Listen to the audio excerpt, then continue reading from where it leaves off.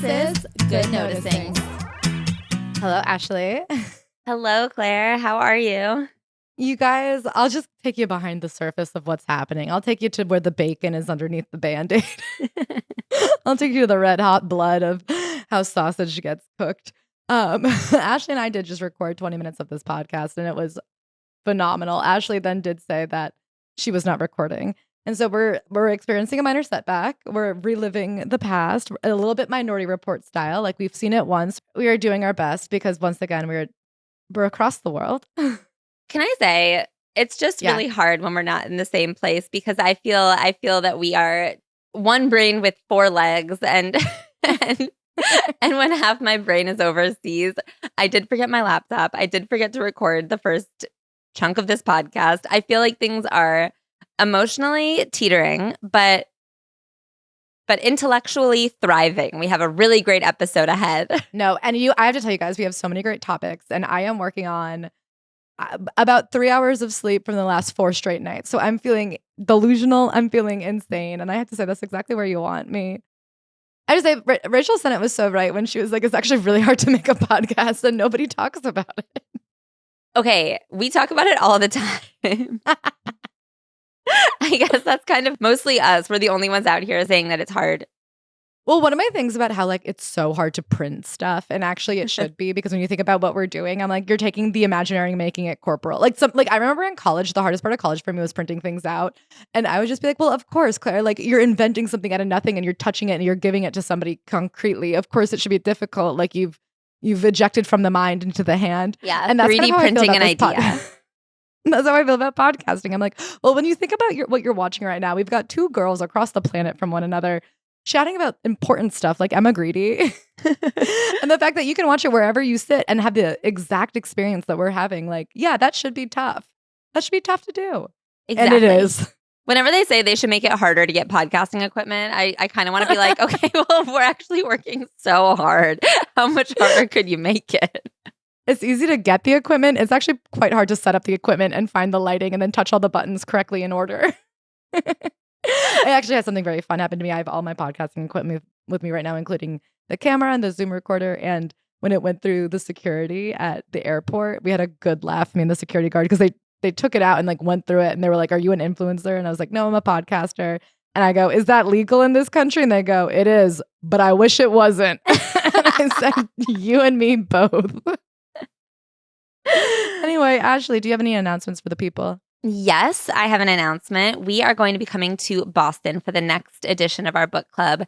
Date and exact location TBD, but we are going to be reading Kin by Tayari Jones, and I'm really excited about it. So pick up a copy, and we are going to be chatting about it on the Patreon. We are going to be posting the eventual live book club meeting also to the Patreon. We will also have discussion sections where we like to do it about a third and a third and a third through the book. So you can have conversations with other people with no spoilers and talk about where you think it's going, how you think it's been.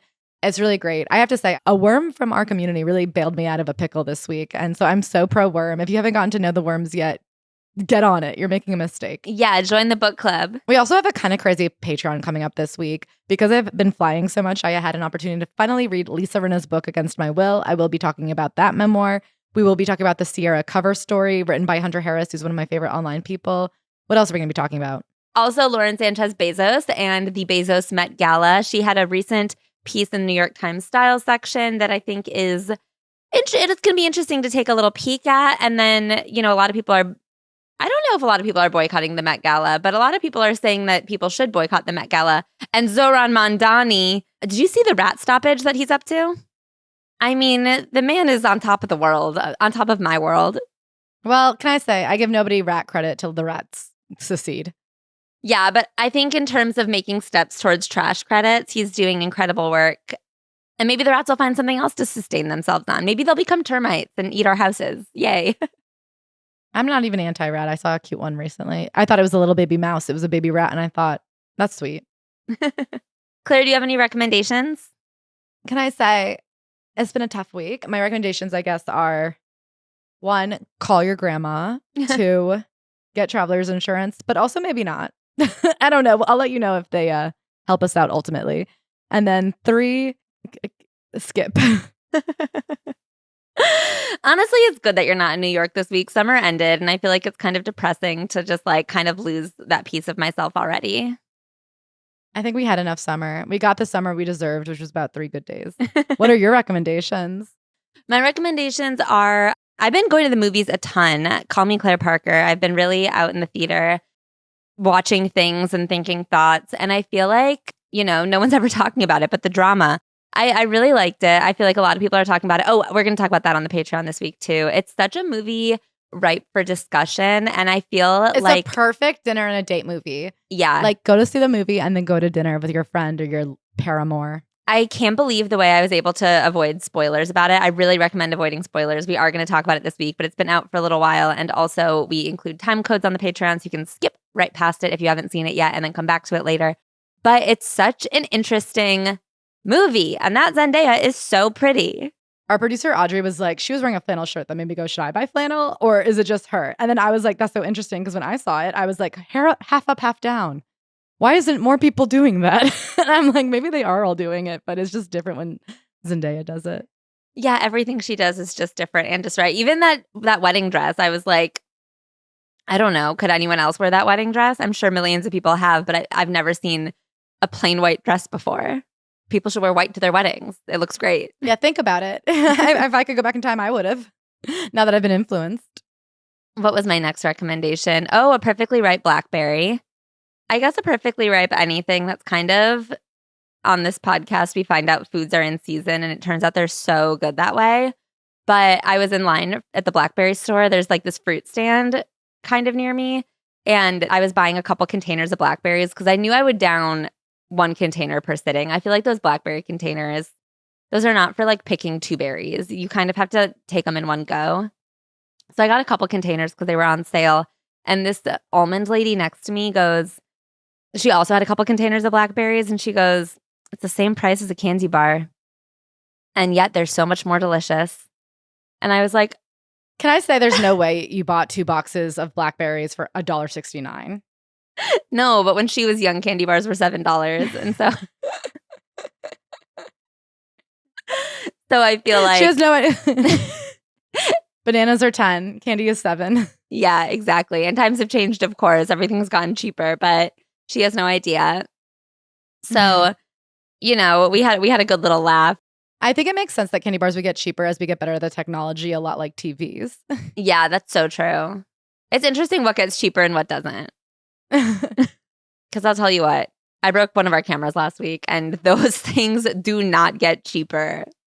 Digital cameras, every time I go to get one, I'm like, whoa, maybe for my 50th birthday.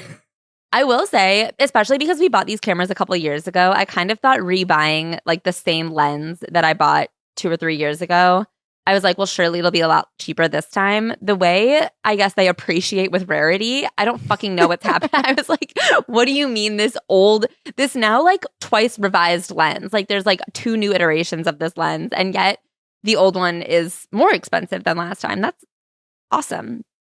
Good for the camera business for getting theirs. Bad for our business. I just found out.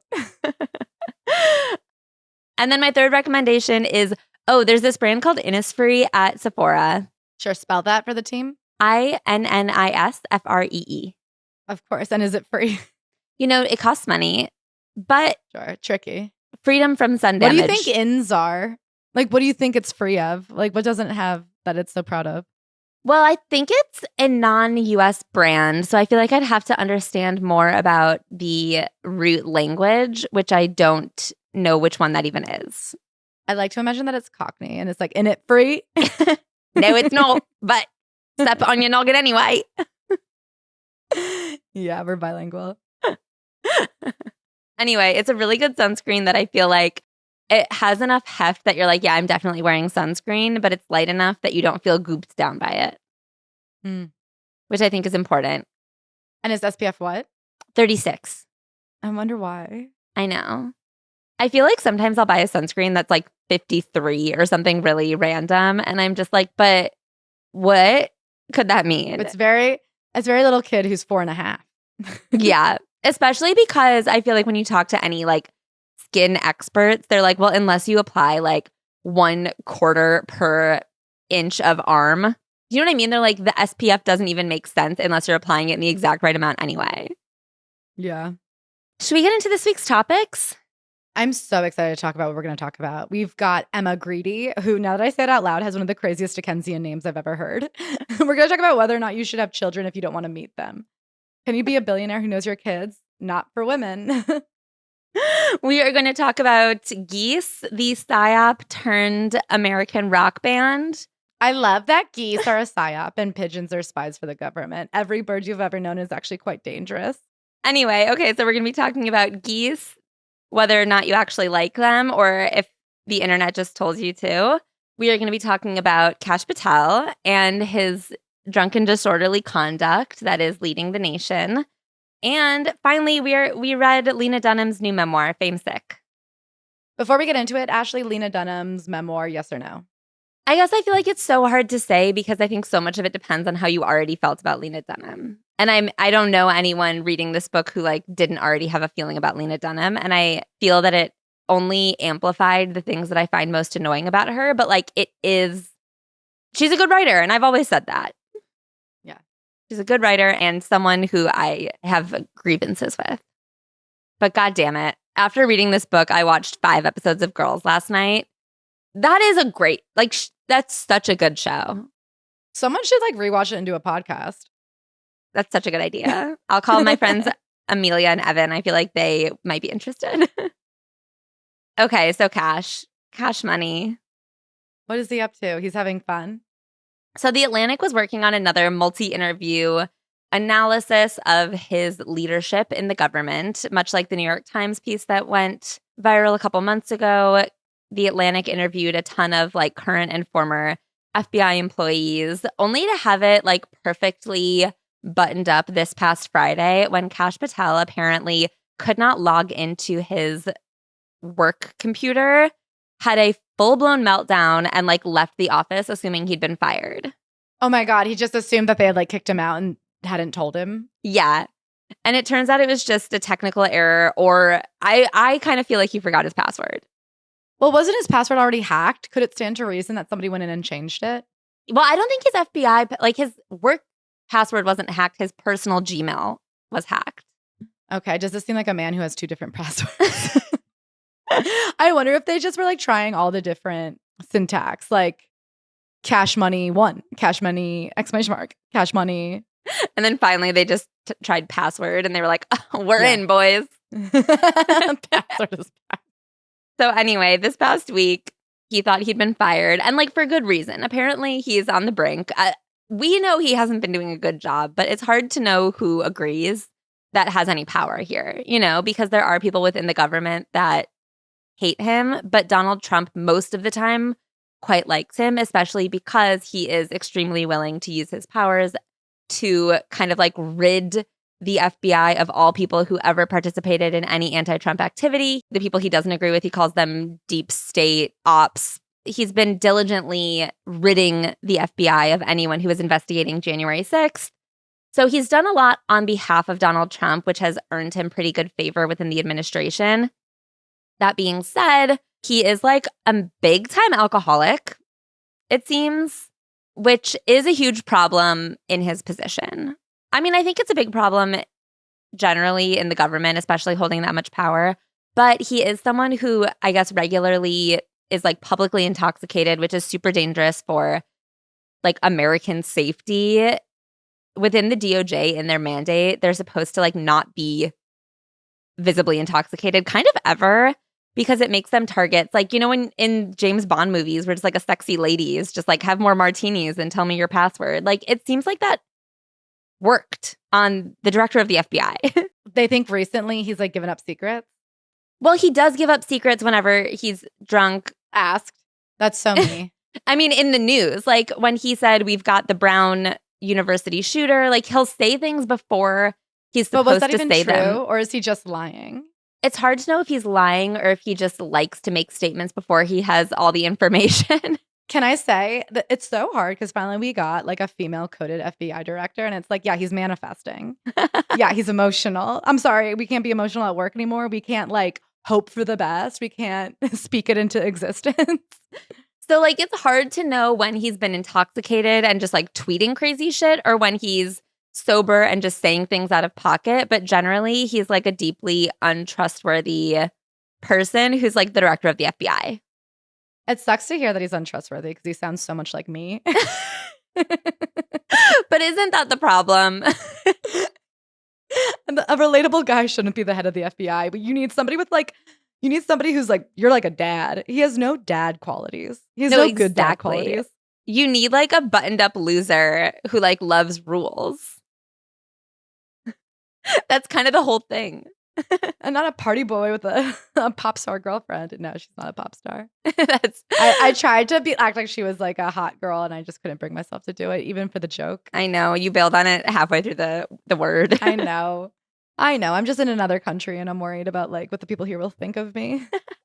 One thing that has happened, I guess on several occasions, is that he's gotten drunk and then like passed out and become unreachable. There was a huge change in like FBI scheduling at the beginning of his tenure where most of the time meetings that were typically in the morning had to be moved to the afternoon because he just like will not get there on time. They were like, okay, I guess all important FBI business has to be done after he's had his like hangover bagel. Okay, wait, is it so crazy that Alex Earl is like a much more disciplined and harder worker than Kash Patel? And she parties just as much. Like, it's possible. It's so possible. If you want like a blackout drunk party boy FBI agent, you do have to get someone recently graduated from Miami. No, exactly. Therein lies the problem, is that he is like a blackout drunk party boy, but he also is bad at his job. And you can't be both. Some people can do it all. Alex Earl can have it all. This is my favorite quote from the piece. On several occasions, an official told me Patel's delays resulted in normally unflappable agents, quote, losing their shit, end quote. Him and Lena Dunham. The most unflappable amongst us cannot fucking handle it. At one point, there was a request from the SWAT team for breaching equipment because they couldn't reach him because he had passed out drunk behind a locked door and just like no one could get a hold of him. And right now, as tensions escalate globally, people are concerned about having an unreachable FBI director. What can I say? It's not even preventative. I guess it is. It's hard to say. Can I say something? You can't have it both ways. You can't be like, his presence is a problem, and then also when he gets so drunk, he passes out and locks himself in a room. That's a problem too. Like, which is it? Do you want him there or not? That's so true. Like, it's very, I don't want to go, but I want to be invited. And like, we know that when things really pop off, he will show up because he likes to be in front of the camera. Yeah, how about this? How about if you want him there, do something cool and fun? Actually get Alex Earl. Anyway, so that's what's up with Kash Patel. I hope he gets back into his passwords. I guess maybe write him down on a Post-it note, Kashi. Yeah. As someone who has to remake her Apple ID password every time she wants to download a movie, I get it. It's really tricky. So speaking of people who are good at using their computers, let's talk about Geese. Okay, so Geese is a band that became hugely popular in 2025. They've been around for a couple of years, of course, but I think their first album came out in 2021. Yes. But their tour last fall completely sold out, or almost completely sold out, and their album that came out in the fall of last year topped most of the year-end lists. People were obsessed with it. There were tons of articles like Geese is saving rock and roll, like Geese is the last vestige of true rock and roll, blah, blah, blah. Like people were kind of losing their minds about Geese. And because they kind of went from like a more niche indie band to like the band that everyone claims is saving rock and roll seemingly overnight, a lot of people were like, is this an industry plant? Are they like, what is happening here? I feel like there was some suspicion in the way they exploded. Mm-hmm. I also think whenever something becomes popular, there's always going to be haters that can't just be like, I don't like them, they're not for me. They have to be like, not only do I not like them, but like morally, because I'm superior, I have to find evidence to prove. And there is that thing where like, it's similar to that agnoracist thing where it's like, it's not enough to just have a different opinion. You also then have to be able to like objectively, with some secondary fact that isn't just taste, be able to show other people who do like this band that they're wrong. Exactly. Yeah, you had to be able to prove that like not only are you right for hating them, but like the people who like them are mindless idiots who don't even know what they're like looking at. They're just liking what they're told to like. So Wired came out with an article called "The Fanfare Around the Band Geese Was Actually a PSYOP." The Brooklyn band Geese was labeled an industry plant by those who questioned its sudden ubiquity. Maybe it was.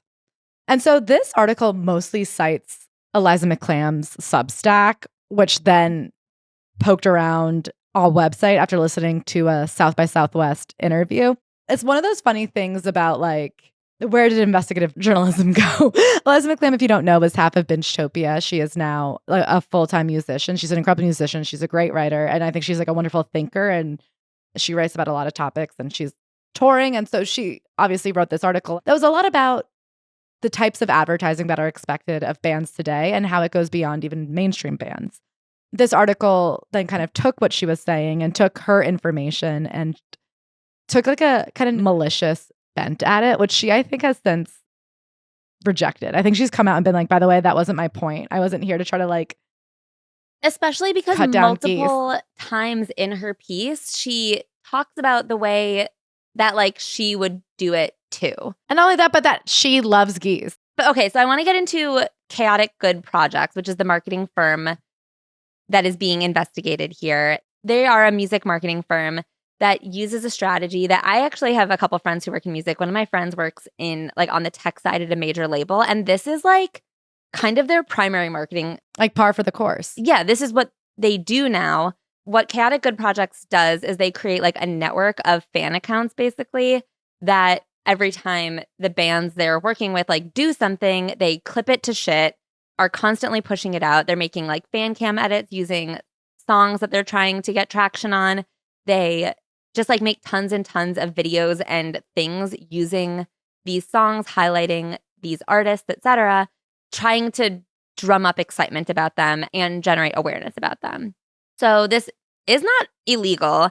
I mean, not only is it not illegal, but it is marketing. I mean, we have experienced this in podcasting. We haven't done it yet. And I say yet, but there are marketing firms that do this with podcast clips as well. Like you just send them your podcast episode, they clip it to shit, and they syndicate it across like bazillions of those Can I say the way you're saying this? It has been described to me that it's like a Discord channel full of teenagers. Mm-hmm. I feel like you're acting like it's like a firm of adults. Like I've been told basically you like hire some dude in the Ukraine who puts it on this Discord channel he has where tons of teenagers clip up your podcast. They post it on a fan account they've created that like isn't a real account that only posts these clips of these podcasts, and they get paid based on virality. And so it behooves them to like clip 1 million and see what goes viral. And then what happens is you, the watcher, see a clip, you're reminded of somebody you like, you see them ubiquitous. It helps make you think that they're bigger than they are. It kind of creates a watershed moment, or it just like gets laughs and eyeballs. I know Caleb Perrin does it. I know Giggly Squad does it. I mean, anytime you see a podcast clip, look at the name of the person posting. If it's not that podcast specifically, and if you go to that account and they don't have other types of clips, like that is one of these clippers. And lots of people do it. Yeah. I mean, the only reason we haven't is just because we like haven't spent money on it yet. But it is like an incredibly potentially valuable marketing tool that lots of podcasts use. Lots of musicians use it, and like via label, a lot of labels do it for their musicians. And I think one of the most interesting pieces of the Eliza McClam analysis of this is kind of her saying that it's not that like she would want to necessarily opt in or out, but like we always talk about this, right? When you're trying to get successful in any art form or like media form, the way we started, especially if you're coming from independence, you're carrying all of your luggage on your back. Like you're just walking there carrying your luggage. And there's this hope that at some point someone will like sign you or start working with you and start carrying stuff for you. And maybe even you get put on like a moving walkway or something. Like there are these things that you're hoping kind of like speed your process along. In her piece, she's saying, you know, this is the way of marketing now. And so to have an agency that comes in and does this for you, it's helpful and it's nice. And the thing that I find most interesting is that this obviously doesn't always work. Like there are people that you see them over and over again. You go, okay, I'm being hit over the head with this person. They don't resonate with me. I don't like them. And then you just don't go see them. Like Geese still sold out their tour last year because people wanted to go see them. And yeah, there's an agency behind them making sure every moment is amplified as much as possible, but still the individual human beings are purchasing tickets and showing up. Well, it's so funny because I was thinking one of the clients of Chaotic Good projects is Wet Leg, for example. Mm-hmm. I discovered Wet Leg. I loved Wet Leg. It was one of my favorite new bands of last year. I went to go see them live. I discovered them live initially because I saw them at Primavera. I saw them at Primavera because Ashley had heard their song on TikTok, looked them up, and added their songs to her playlist. It is just how marketing works right now. And I think it's very interesting, this idea of like the industry plant, because I think there's also a resentment, not just from artists themselves, but from like the general public of this idea of like, oh, there's no more money in promoting anybody anymore. Like all they want to promote is the Alex Warrens. Why don't they promote the quality? And then you promote the quality and then suddenly you go, well, I guess it's not quality if it had to be promoted. Like the purity to which we hold anybody that's not considered absolutely mainstream is completely unfair. And it's this weird thing of like, well, do you want artists to get paid or not? Do you want musicians to make a living or not? Why do you want them to be eking by? Eliza talks about trying to break even on tour and how it's like, you're in a ship full of holes and a bucket that takes out just enough water as long as you never stop hauling water out. And it is like this idea that you would suddenly be mad at her if somebody came in and said, hey, we're going to put some money into helping you grow faster than you've been able to grow yourself as a solo act or solo artist. Is really, I think the standards we hold artists to are really unfair. People are allowed to want to be comfortable. And also if you want them to make art, then you're going to have to say, okay, I get that you can't sleep in a van until you're 60. Yeah. If you throw your back out sleeping in a van trying to go on tour, you're not going to be able to hold your guitar and make new music. And exactly, like I think Geese popping off using these methods shows that it is worth it for music labels to put a lot of money behind promoting not just the most like bland, commercially viable seeming artists, that like if shown to enough people, like other more unique acts like will gain traction. And so you can put money into like lots of other types of music. I mean, like we see it with movies all the time, right? Like they say, go see movies in theaters because otherwise the studios will only think they can make money back from making more superhero movies. Like you have to show that other types of movies are of interest to people. Otherwise they won't put any money into them and then they won't make any money. And then it's like a self-fulfilling prophecy. The other thing that I think is interesting is like, I don't know, there are lots and lots and lots of extremely talented artists out there. It is hard to break through the noise. Like this idea that always the most talented will rise to the top is like extremely untrue. First of all, I think that there is a lot of burnout when you're doing everything yourself, when you don't have an agency kind of like helping you promote and distribute and get all this shit done. I think doing it all yourself in the beginning is like a great way to get started and like strap. Yeah. Yeah, I think it's like really helpful and it's good to like learn the industry and like learn what you want to do. You're not getting bogged down by like the expectations of you at first. But also, I think that doing everything yourself forever is fucking exhausting. You can't. It's also impossible. There's only a limit. You know what I mean? Yeah. There's only so high you can go. This idea that like no impure forces will ever touch your faves, you're just like asking them to stay broke and struggling forever. Mm-hmm. I also think it's interesting the conversation around the bot culture and the fact that so much of what's happening on the internet seems to be fake. And even if your takeaway is sincere, I think when we could think about the Chapel Roan situation, how a lot of those conversations seem to be, if not bot dominant, bot driven. The Blake Lively attack, the fact that bots can be used to attack people's personas, and that we're getting closer and closer to a dead internet theory. It brings up interesting questions about like, are your thoughts your own? If somebody suggests something to you that's an inauthentic suggestion, is your response therefore inauthentic? You know what I mean? The idea that you heard of Geese because somebody paid to promote Geese to you, does that change if you like them or not? And in the same way, like if you thought Chapel Roan was a bitch because you saw somebody respond to a tweet saying, well, I think she's a bitch for what her bodyguard to that kid.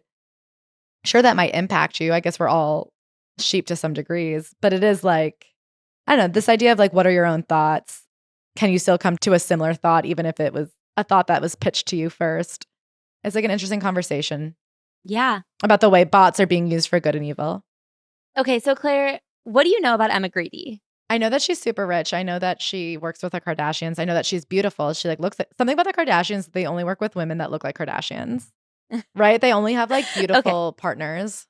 Yeah, because I guess when you're beautiful, why be around unbeauty? I also guess it's like a shared set of values that like the discipline of beauty is just like the discipline of business. And many might say for women, that's true. I mean, yeah. Okay, so just really quick a background on her. She grew up in London. She was raised not well off. She could not afford to go to university and work. Like she just didn't have the time in the day. So she dropped out. I thought she dropped out of high school. Is there a level between high school and university? in England, like A levels or some shit. Okay. Yeah, it says she dropped out of high school, but it seems like she was majoring in fashion. Yeah. So I think she was about 16 years old. She ended up spending a couple of years working like about 4 days a week, according to on the Keke Palmer podcast. She said she couldn't afford to go to school and work, but she could work like 4-ish days a week and then have an unpaid internship. According to the Keke Palmer podcast I listened to her on, she said that she couldn't afford to work and go to college, but she could work a couple days a week and then also do internships, like unpaid internships a couple days a week. So she was doing that instead. She came up, I think, working in like live production and fashion shows in the fashion industry.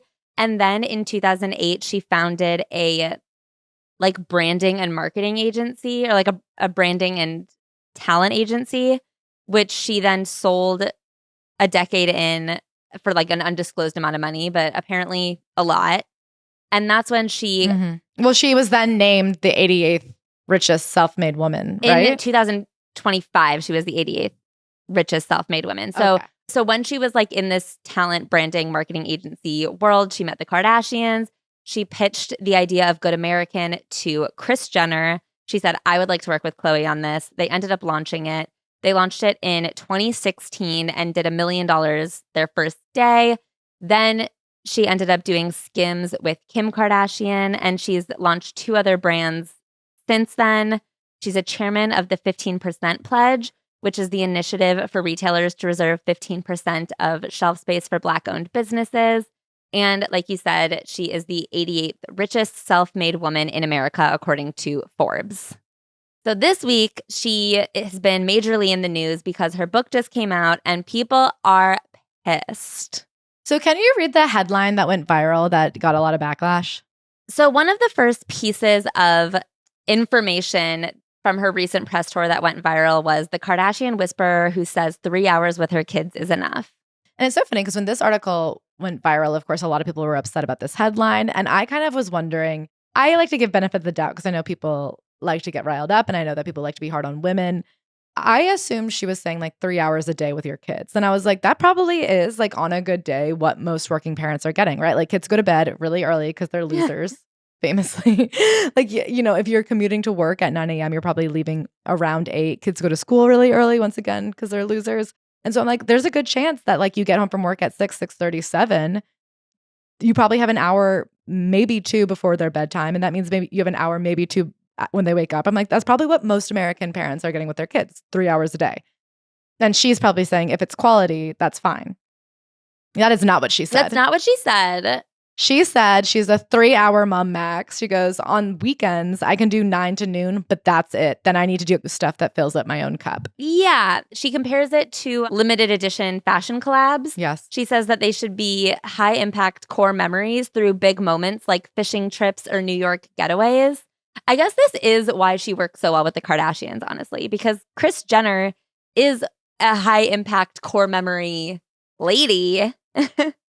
I feel like they kind of speak the same language. We read Kris Jenner's memoir back for Celebrity Memoir Book Club, and she would talk about how the most important thing to her was creating these like massive birthday parties that her kids would remember. And that is like the sign of good parenting. And it's so funny because I think historically that hasn't even been true, that like the things you remember as a little kid are very rarely like the huge moments. It's often like, I always joke that the best vacation of my childhood was this time we went to Mexico and our TVs had cable and we watched like Roly Poly Oly the whole time, and that was huge to us. Or you know what I mean? Like that time, like your parents are like, yeah, you could have 2 scoops. Like this idea that you could get to control people's core memories is so funny. I feel like my core memories are so random. Yeah. In an excerpt from her book that I read from Marie Claire, she says that we need to resist a culture that insists you perform perfectly in both spheres simultaneously, which she's talking about business and family. She says our kids don't need us as much as we've either been conditioned or sometimes wanted to believe. I really think that mothering need not be so intense. What she's doing is being a grandparent. Yeah. You get to come in for the fun stuff when you're a grandparent. I feel like being a parent is like pretty daily. Yeah, and she's very open about having a team around her. But I mean, the hard part is, and we're going to get into 2 other controversies she's had that are related. One's from this book and one is something she said on a podcast a year ago. She was on Diary of a CEO. The problem is That like if that's what she believes, that's what she believes, and she has become hugely successful. Well, my problem is why then have 4 kids? Yeah, it's a great question. 4 kids in a modern day feels like such a specific, like it is not the norm. We have birth control. Well, a full family can be 2 kids. Did the opposite of birth control. She had them be a surrogate. The last 2. Why have so many kids if you're not really interested in spending time with them? Because I'm saying I get it. You want to be a mother, but you also are like, you're primarily a businesswoman. Fine. You want to be a dad. Many of us do. But the idea of being like, I don't just want to be a dad. I want to be like a dad to a brood is crazy to me. There was no reason to like, if you can only do 3 hours a day, that's not even an hour per kid. I know. No, it's really interesting. I feel like that is a question. Like, why do it then? I obviously can't answer for her. Can you read the quote that she says about why you shouldn't go to like influencer dinners? Some of Grede's advice cuts against popular dictums from the 2010s. She recommends women skip those glamorous dinners some female founders splash all over Instagram, calling them mostly about ego gratification.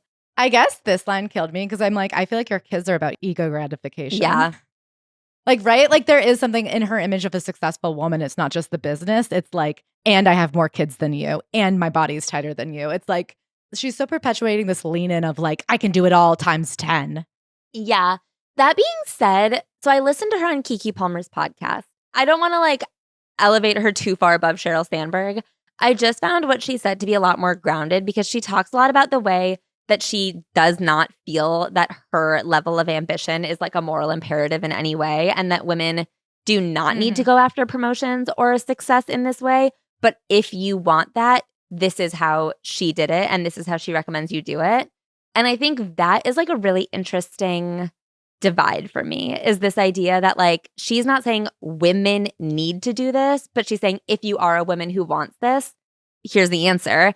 I agree with you 100%. And I feel like a lot of the backlash I've been seeing against her is people being like, why is she saying this? This isn't true. It should be better. And I'm like, there's actually she's not writing a book about the way it should be for women. She's writing about the truth. And the truth is, if you want to get promoted, you're going to have to kind of work harder than everybody. And if you want to be a self-made billionaire high school dropout, you're really going to have to work harder than everybody. And I kind of think, I don't know, like I saw a lot of people are frustrated because she said you should be working in the office. Proximity is power.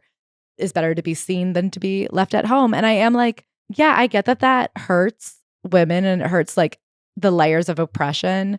It hurts them more. A lot of things have been written to debunk. People are really upset about her return to office propaganda, as they're calling it.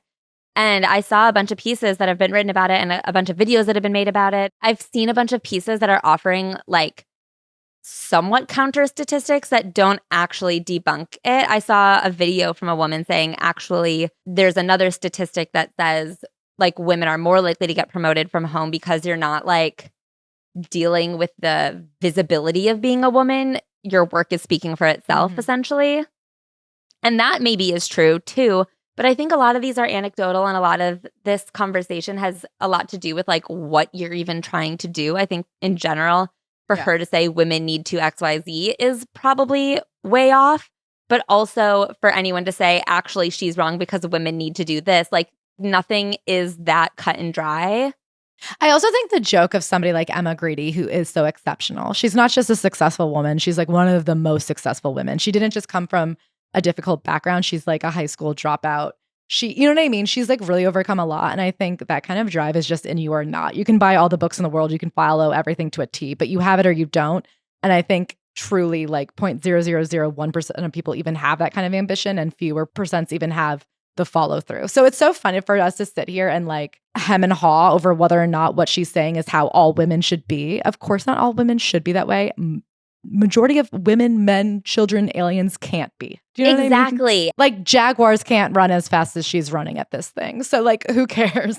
That's what I find so interesting about the backlash, is because I do think that people look at someone like her and they say, like, why won't she pass down her secrets? And then she passes down her secrets. And then you're like, okay, well, this is so unrealistic. Yes. Like a lot of things about her are deeply unrealistic. And if you want to try and follow in her footsteps, like, I guess I think it's a little bit preposterous when people say that her ideas are like women become a man, lean in, blah, blah, blah, because I don't think that's necessarily true. I think that she really is living by a lot of what she's saying, whereas I actually don't think Sheryl Sandberg was. I think Sheryl Sandberg had all these theories about like what could advance women in the workforce, and they were pretty in opposition to the way she was actually existing in the workforce. And also, she did not like reward women who came to her using her advice, whereas I feel that Emma Grede is the opposite. Like, I think Emma Grede is living by these unpopular ideas. And I think that in order to get to where she is, you have to do things that are like not what everyone wants to do. And that's why not everyone is in her position, because not a lot of people want to live the way she lives. And they just want like the money and success that comes with it. And that isn't really possible. But I also believe that she rewards people who come to her using her work ethic. Like, I bet if you worked for her and you took the advice from her book and worked that way, I'm sure she would like love you for it and value you for it, you know? And obviously, if you've ever worked for her and I'm dead wrong, I'm really open to that story. But I think that like listening to her on Keke Palmer's podcast, where she was saying how much she like wants an army of little Emmas in the workforce, like obviously she's not saying you have to be, but I don't know. When you look at someone who's very successful and you go, how'd they get that way? And then they tell you and then you're mad about it. It's like with celebrities in diet culture, where it's like, yeah, I don't know. The way that they got that way is like not particularly accessible or sustainable. I also feel a bit of frustration when people want these women to like use their power for good. And I'm not saying they should like continue on these like toxic business cultures, but this idea that like the book she should have written is this idealistic book where women should get 2 years off every time they have a baby, and like you get a day off for your period, and also you get to work from home, and also like we accommodate you. I'm sorry, you're not going to become a billionaire that way. I don't even think there should be billionaires on your side, but like realistically, it's all fun and good for us to dream about how we think the world should be. We can all admit that the world is not that way today. So if like you tomorrow were going to work and figuring out how Emma Grede is doing things, like it'd be crazy for her to lie and act like we don't live in the world we do. Another thing I found really frustrating about the Emma Grede backlash is this idea that she's like should be having these ideals about the way the world should be, and if not, you know, pretending to live them, then she should be like changing the system in that way. Like, as a woman in power, it should be up to her to like create a more accessible society. And like it comes down to like the structures of business in America. And like she should be trying to change those things. Like she should be advocating for the 4-day work week, or she should be doing these things. Meanwhile, the people writing these articles are not doing those things. They're attacking Emma Grede. Do you know what I mean? I'm like, well, who should be then advocating for the 4-day work week? Who should be advocating for longer maternity leave? Like, I guess all of us, but ultimately, like, what is attacking her for not having the things that you think all women should have? What does that do? She's not living this way because she could have become a billionaire or a multimillionaire by taking more time off.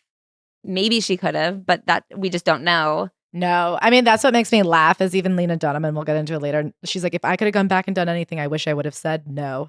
And I'm always like, the problem when really successful people say that in retrospect, I'm like, go find somebody with your success who said no when you thought you could be saying no and show me how they did. Yeah. I don't know. Is it true that you could have been saying no the whole time and still been as successful and happy as you were? That's a really good question. To be mad at Emma Grede for like explaining how she got to where she is, I don't know. I guess if you don't want to do that, you don't have to do that. And I think most people probably shouldn't do that. And most people can't. Yeah. So listen, I disagree with all of them. But I am saying I find it ridiculous to think that what she should do is write a book where she lies about what she's done, how she's done it, and how the world realistically is. I think it's good that she wrote this book showing what she did to get where she is, because ultimately there is going to be someone out there who wants to follow these tips and like will try to achieve success like she's achieved success, and this is how you do it. And like maybe someone else out there will say, well, this is preposterous, we should change the game and like work on legislation or something. That'd be good. I don't know that it's Emma Grede's fault for like living her life the way she lived it and then telling you the truth. I mean, and I think I agree to your point that that's what Sheryl Sandberg was doing, where she was going, oh, did you know the reason women don't get paid as much is because we just forgot to be asking? That was a lie. And that didn't help anybody. In fact, that got a lot of people slapped in the face. Yeah. I think this is very unpopular. I think, listen, I know that work from home has been extremely beneficial to a lot of people. And I think it's created a lot better work-life balance for a lot of people. That being said, I think that for extremely ambitious people, FaceTime is important. Well, I also just do think it is like if you're super ambitious, then the very small barrier to entry of working in person, which everybody for the history since the dawn of time has been doing, if that was like too much for you, then you probably don't have what it takes. No offense. Oh my God. The thing that she got in trouble for on Diary of a CEO is she was asked like what you would do if an interviewee asked about work-life balance. And she goes, work-life balance is not my responsibility. And people got and can I say what a good mad answer at her for it. And that is true. I feel like you need to understand what you need and like live your life based on those principles. It's not your boss's job to make sure that you're like getting a milk break. I think that there should be a standard of living in our country where everybody has healthcare, everybody has housing, everybody can eat. But this idea that everybody should also get to be a billionaire and have their weekends is like, to me, that's what I really lose my mind. When you think you're entitled to have like many a Bottega bag, but also you want to be able to make every birthday party, I'm like, well, shut up. Yeah. To like not be able to do emails and then also think that you should be able to like have everything you've ever, I don't know. Like sometimes you do have to work hard, and I don't think you should have to work hard for food, housing, healthcare. Basics are, I think we should have what we need. And then however big your wants are, you might have to work a little harder. So anyway, should we move on? Yeah. To somebody who got to have it all. So now let's get into Famesick by one of our oldest friends, Lena Dunham. Can I say something about my feelings about Lena Dunham? Of course. I don't have too many. Okay. I know that sounds crazy, but I was really trying to put my finger on how I feel about this book. And I am like, of course I read it for this podcast. And of course, like, I'm going to have an opinion because that's just how my brain works. But I do feel ultimately that I am like, she doesn't get under my skin. Like, I don't feel a need to respond to her, and I wouldn't have felt a need to seek her out. Okay, yeah. And I don't know that this book will stay with me. I don't have a stickiness in my feelings towards her, but I have specific feelings like when she's brought up. Like, I don't think I think about her when I'm not thinking about her. There was something where this one I was just like, okay, if it hadn't been for the cultural impact she already had. And of course, how can you remove her from like this whole book is about the cultural impact she had. So that feels a bit ridiculous to say. But I do want to say like, I find myself in a unique position of like being kind of neither here nor there. Anyway, So should we get into the book? Yeah, of course. Like I liked it enough reading it. And I know like I obviously didn't struggle to finish it, but I also wasn't whizzing through it. And something that I want to say is I feel a lot of the responses is if you like her or not like her, you have to be like, well, you have to admit she's a great writer. I won't not say she's a great writer, but I felt frustrated by how Russian nesting dolly her sentences can get. I prefer like a tight, economic, more poetic sentence, whereas, you know what I mean? Like even as her writing style isn't my favorite writing style. And I'm not saying it's bad. I just think that some people feel this way of being like, she sucks, but she can write. And I'm like, yeah. Do you know what I feel? And this could be like absolutely getting in the weeds. Because I do say that. I say she's a great writer. And I don't think that's what I mean. I think she's a great storyteller. Like she can turn anything into some fucking tall tale that goes on for 25 pages. And like, even when I'm getting a little she bit. She sees story in everything. Yes. To a fault. And I actually think the problem is then that quality comes around and I feel frustrated with the way when everybody is a narrative or a character in your story, you kind of flatten them and it serves you. Like all people serve you ultimately because they're characters in your story. And I think that is unfortunately the narcissism required in all writers or storytellers, especially in a memoirist, especially in like a multiple times memoirist, like in a nonfiction writer. Right. I feel like that was actually to me the ultimate shortcoming of this book is that because it's entirely about the way her relationships with other people and her relationship with the public have gone on. Like it's about the way they've affected her. It's about the way they've affected her writing, her ability to create, etc.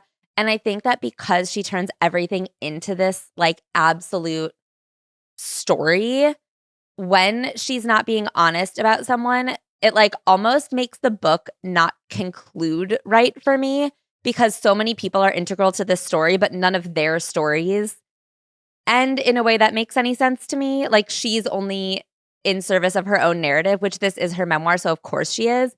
But because she's like creating this whole thing with everybody else and like writing them in and out of these stories that make sense to her, it like almost makes the whole thing wrap up in a way that didn't hit for me.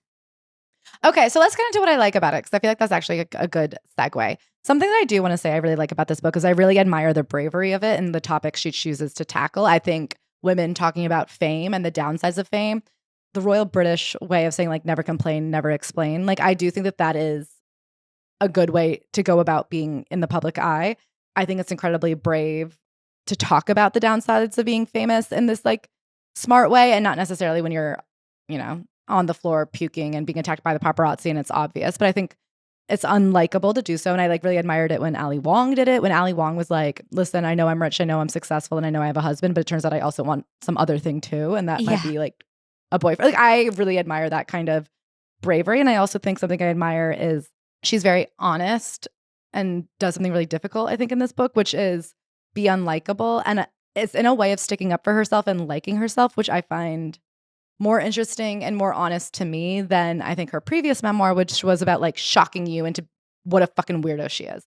And listen, different strokes for different folks. Maybe that works for more people, but it doesn't work for me. Like I don't need to hear your gross out stories just to be like, see, I'm weird. But I do think that this book feels to me like the response to someone who got a lot of shit in her 20s, more than she deserved, more than was fair. It kind of broke her. And now she's come back to be like, actually, I'm not the problem.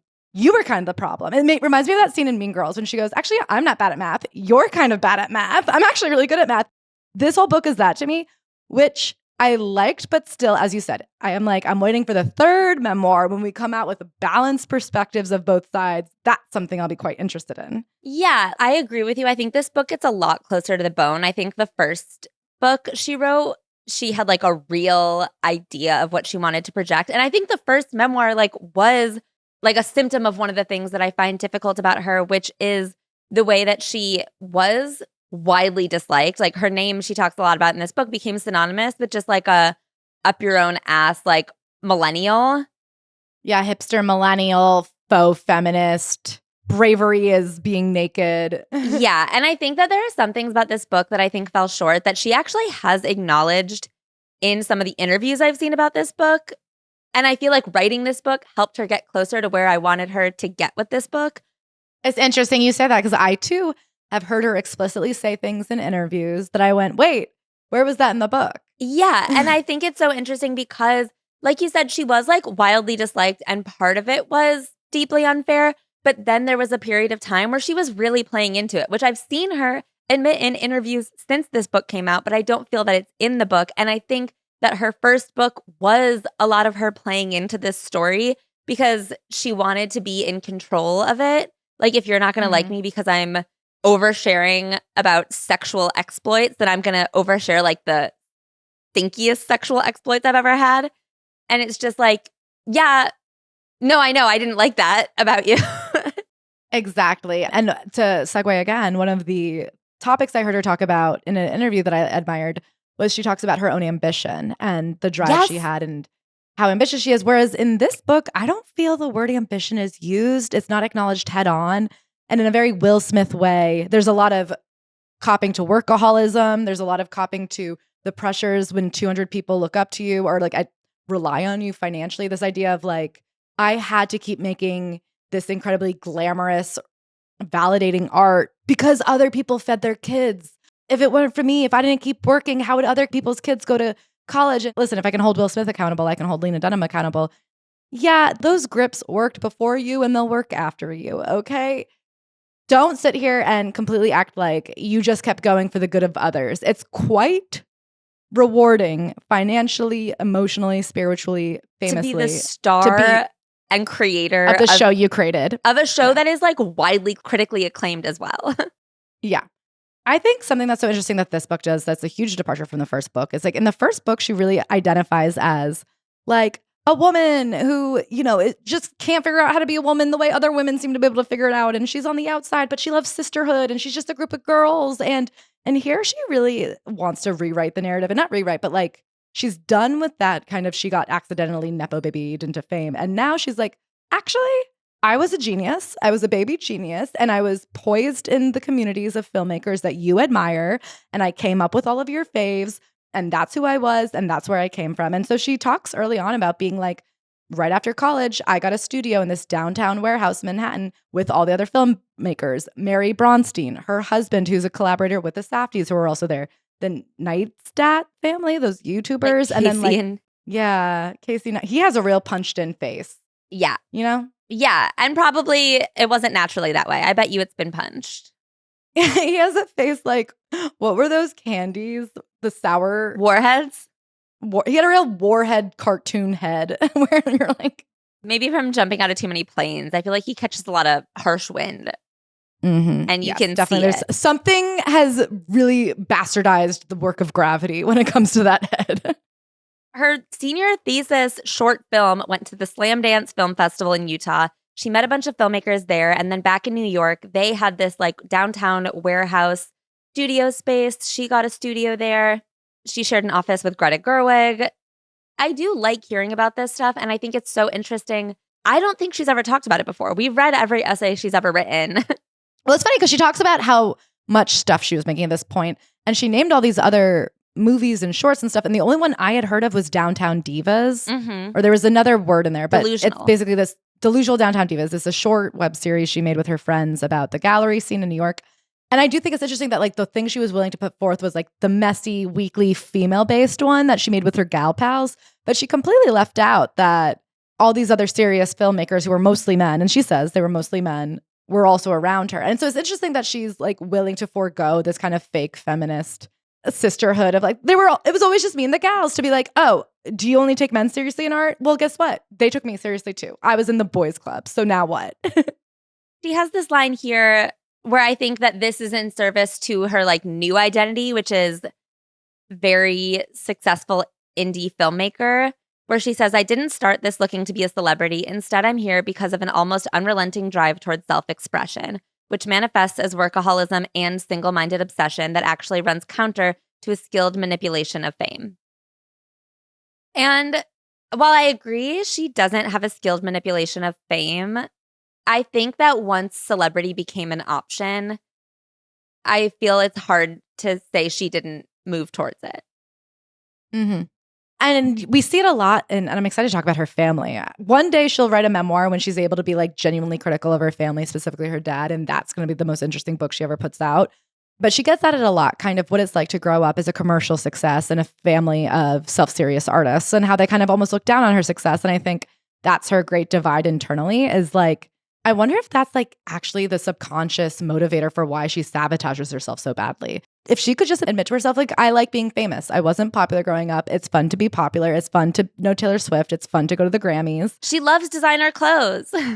Yeah, like if she could just admit that without the shame instilled in her and her parents, maybe she wouldn't have this compulsion to always be like, are all eyes on me? Okay, here's my booger. You know what I mean? Like, she can't just be normal about it.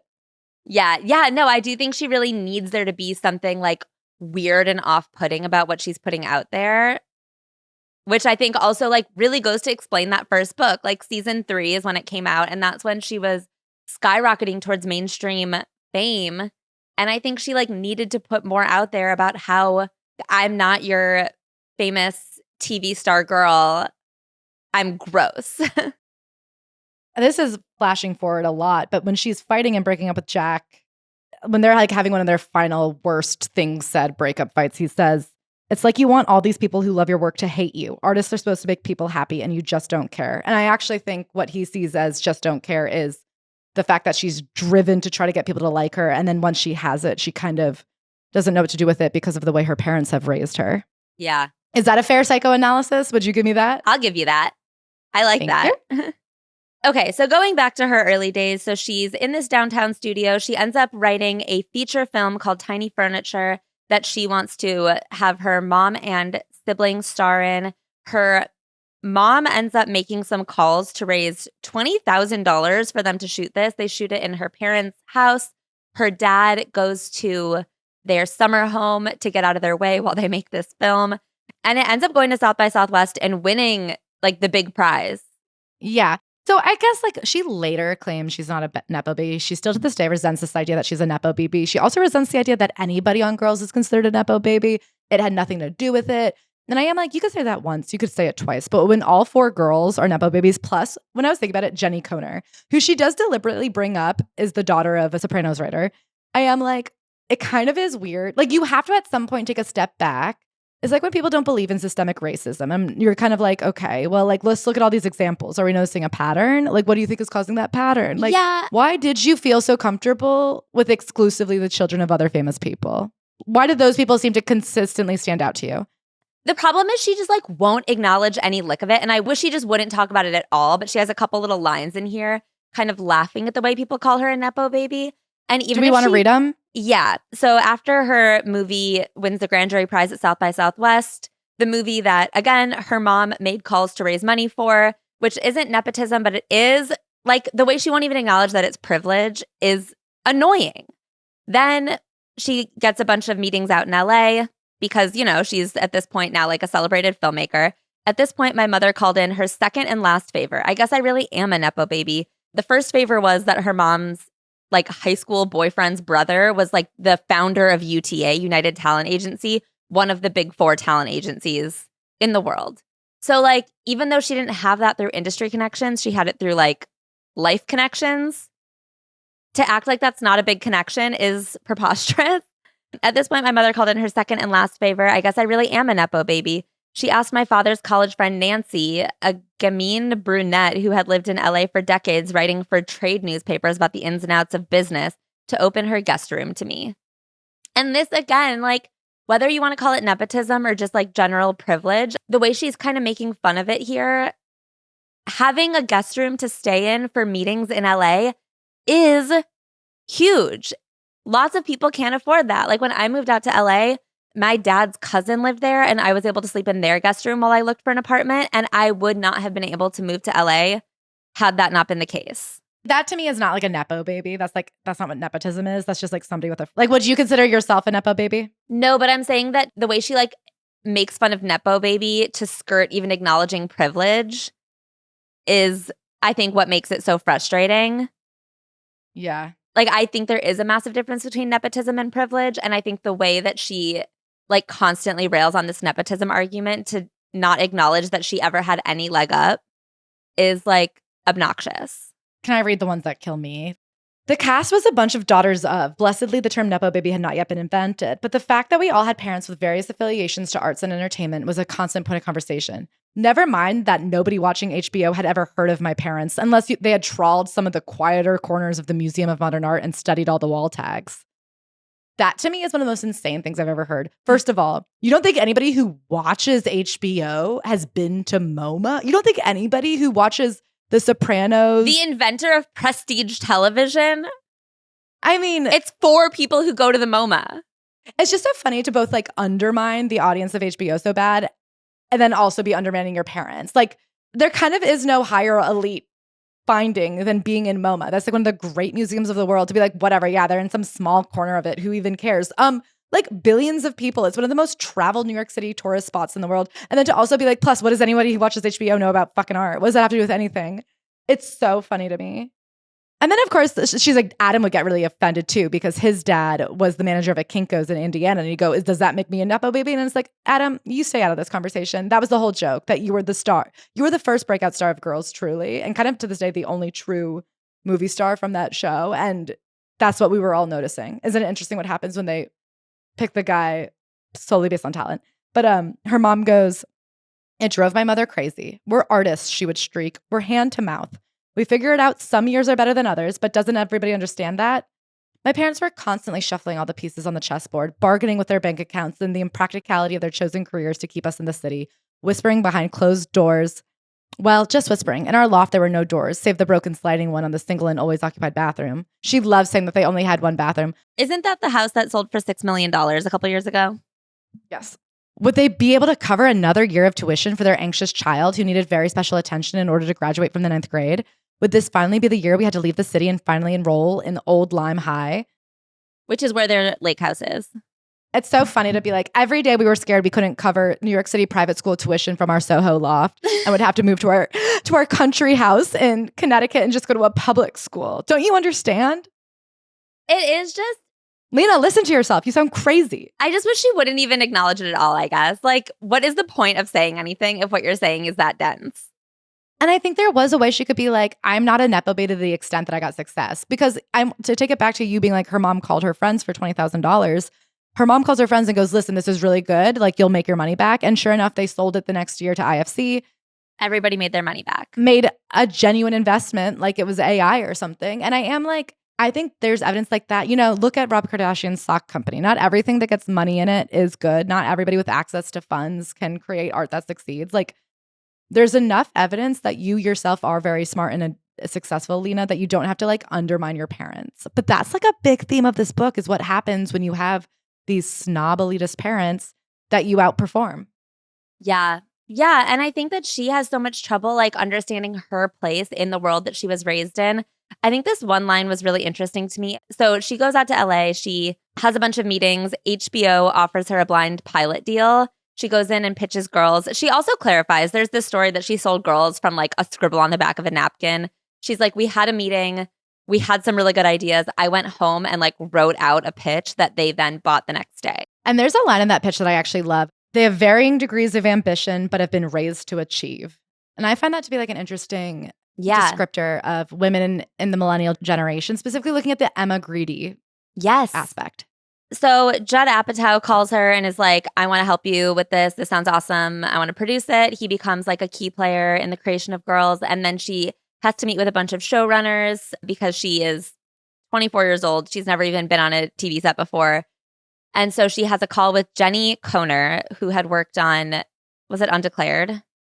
Yeah, I think she created Undeclared. She had a couple of shows that she created that didn't really go anywhere. And they have one call. They really bond. And Lena's like, okay, I want to work with Jenny. So it becomes Jenny, Judd, and Lena. They start working on the pilot of Girls. This is a line about making Hannah Horvath from Michigan. And as you have every right to be pissed. It's not even that I'm pissed. I just think it's illustrative of my issues. Go for it. I've always felt at home in the Midwest. I'd never had my mother's New York power bitch energy. I couldn't cut a line or chew out a cab driver or get into a subway car where someone had shit themselves without throwing up. And so it was decided Hannah was a transplant from Michigan. I just think the way that she writes these stories and these characters, like I understand she's literally writing a character right now, but I feel like she herself in her own like personal narrative she's written about herself to sit here and go like, I just didn't relate to the New Yorkiness, even though her entire persona is this like quite entitled, like comfortable having sex in her parents' bed, sex on screen, raised in these art circles, like obsession with being this like niche, interesting artist. Like that is so like Midwest is conforming. Like, do you know what I mean? Like people who don't want to conform, who live in the Midwest, move to New York. Like she is so unconforming, like relentlessly unconforming that it's so fascinating to me that she like has this story about herself. Mm-hmm. A lot of this story is about the breakup of her and Jenny Koner. And this is an example of the first time she notices a red flag. Looking back, the only hint I ever got during that dreamy week of them writing the pilot, drunk on the possibility of what we were making, that Jenny was more than my new manic pixie dream friend, was one afternoon when I arrived to work, mussed from sleep. She welcomed me in, then said I could sit on the sofa, but she needed to return to bed. I sat alone for a few hours, flipping through home decor magazines until it became clear she wasn't coming back out. I returned to my hotel room. We didn't acknowledge the lost afternoon, and over the coming months, we talked and texted constantly, the kind of rapid-fire getting to know you that can feel like falling in love. But occasionally, she would disappear for days, 2, 3. When she reemerged, I tried not to be needy, never asked where she had been. And I found this very interesting because when Jenny and Lena met, Jenny just got out of a divorce and was like trying to figure out how she was going to pay for her kids and herself. She needed this job bad. And Lena famously does everything from bed. She is like sick. And I'm not saying she's not allowed to be, but I feel like one of the things about Lena is she, throughout Girls, is going missing sometimes for weeks at a time because of illness, because of death. I mean, we know somebody who worked on the set of Girls, and she was like, one time a homeless guy walked onto the set, said, "Where are all the black people?" And Lena started crying so bad they had to like shut down for the night. So I mean, like this idea that Lena's like a red flag in a person you work with is somebody who like will randomly need an afternoon off sometimes. So they filmed the pilot. She starts having like physical reactions pretty immediately. She has colitis because of her eating disorder, which is also one of the great departures from her first book. Yes. In her first book, she has this like little essay about how she's never ever had an eating disorder and she's fine with her body, except for one time, like as a joke, she tried, but it wouldn't stick. And so it's interesting because the entirety of this book starts and ends with her identifying as somebody who has an eating disorder. And so I was like, wow, what a new world we live in. And I wonder if there's a couple things going on. I do believe that sometimes you're in the midst of an eating disorder and you truly don't know. I also think culture around what she represents has changed, or like what she feels she needs to represent. I think she, in a very Hillary Clinton feminist-y way, was like, I'm the face of body positivity. You can't catch me not being happy with my body. And now I think there's room for more nuanced conversations. She's definitely no longer held up as anybody's standard of any type of feminism, I don't think. So maybe she feels less pressure to represent other people in that way and she can be more honest. But this whole book is about how, like, even before girls, when she was living at home after college, her mom made a comment about her weight and she, like, tried to stop eating and kind of successfully did. Yeah, which, like, again, specifically in her first book, there is an essay about the one time for, like, 36 hours she tried to be anorexic and, like, couldn't do it and then just, like, called it off forever. To the point where I think you and I came up with a conclusion of being like, she's so desperate to have had trauma that she's like dipping her toe in this ED thing where she doesn't even belong. Like what an annoying, what another version of her, like, I wish I had had an abortion comment that she needs to like partake in every female trial. Yeah. So she is dealing with colitis, but they're also getting ready to shoot the pilot and she needs to be scouting a location. So she has to just kind of like clean up and go to this hotel to scout the location. Looking back, this was another first. The first time I chose to ignore my body's noisy signals in favor of this thing I wanted so badly. It seemed that the film industry was made up of people ignoring their basic human needs. Sleep, time with loved ones, a reliable schedule, no domain over what they ate or where they went or when they peed. But who could blame them when the trade-off was a chance to make magic, to play pretend for a job? I like obviously feel very sorry for how much illness she dealt with during this time, but I feel like there's also this cry out within this book to be like, but why didn't anyone take care of me? And it goes back to me to this like need she has to be babied, which I think is so hard when she also is in this book trying to come across as like a boss.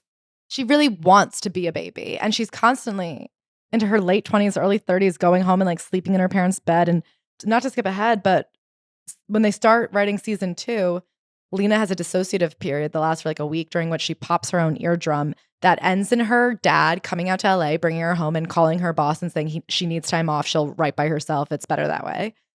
I guess I feel like that to me is the nepotism of it all. Yeah.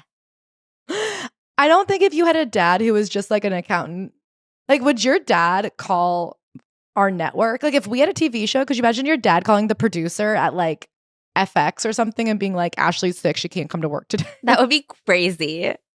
The problem is I do have parents who are like over involved in stuff. Like I remember in high school, like I would get a bad grade on something and my dad would be like, I'm calling the school. And I would like cry and like unplug the phone and be like, I did a bad job. Don't call the school.